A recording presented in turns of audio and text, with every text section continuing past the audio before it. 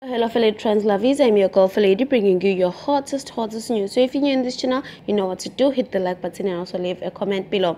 Actress Gugu Gumede, as we all know her as Mamlambo on Uzalo, delivered a hot clapback at a troll who called her out on using too much makeup.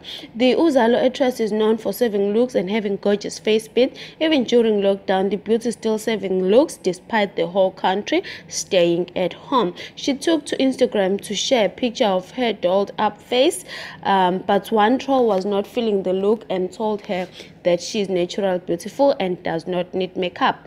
So Gugu was not going to take the disrespect discussed as a compliment and served the troll with the spiciest clap back. She said, she wrote on her Instagram, "Please don't ever have the audacity to imply how much makeup I should have on my face. I will drag you for filth," she said. So everyone is actually like, wow, yes, there was a clap back from Coco. Thank you guys for watching this video. I'm out till next time.